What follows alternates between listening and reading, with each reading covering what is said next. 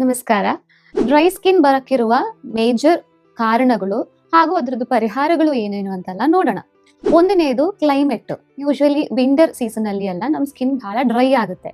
So ಆ ಟೈಮಲ್ಲಿ ನೀರು ಚೆನ್ನಾಗಿ ಕುಡಿಬೇಕು. 25 kgಗೆ 1 ಲೀಟರ್ ಅಂತ ಮೆಜರ್ಮೆಂಟ್ ಅಲ್ಲಿ ನಿಮ್ ಬಾಡಿ ವೇಟ್ ಪ್ರಕಾರ ಎಷ್ಟು ಲೀಟರ್ ನೀರು ಬೇಕು ಅಂತ ನೋಡಿ ಅಷ್ಟು ಲೀಟರ್ ನೀರು ಕುಡಿಬೇಕು. ತುಂಬಾ ಬಿಸಿ ಇರೋ ನೀರಲ್ಲಿ ಸ್ನಾನ ಮಾಡೋದು, ಹಾರ್ಶ್ ಕೆಮಿಕಲ್ಸ್ ನಿಮ್ಮ ಫೇಸ್ ಅಲ್ಲಿ ಬಾಡಿಯಲ್ಲಿ ಯೂಸ್ ಮಾಡೋದನ್ನೆಲ್ಲದನ್ನ ಅವಾಯ್ಡ್ ಮಾಡಬೇಕು. ಸೀಸನಲ್ ಫ್ರೂಟ್ಸ್ಗಳು ಜಾಸ್ತಿ ತಗೊಳ್ಳಕ್ಕೂ, ಹಣ್ಣುಗಳು ಜಾಸ್ತಿ ತಗೊಳ್ಳಕ್ಕೂ ನೋಡ್ಬೇಕು.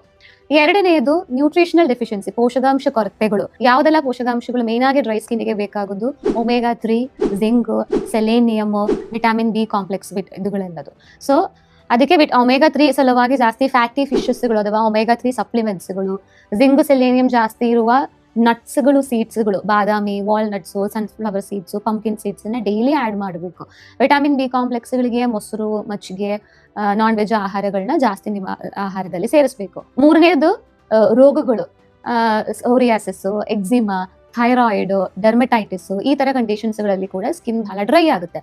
ಸೊ ಇದಕ್ಕಿರುವ ಮೂಲ ಕಾರಣಗಳು ಏನು ಅಂತ ನೋಡಿ ಸ್ಕಿನ್ ಡಿಸೀಸ್ಗಳ ಹಾಗೂ ಥೈರಾಯ್ಡ್ ಸಮಸ್ಯೆಗಳನ್ನ ಸಾಲ್ವ್ ಮಾಡಬೇಕು ಅಂತಿರೋದು ಇದಕ್ಕೆ ಸೊಲ್ಯೂಷನ್.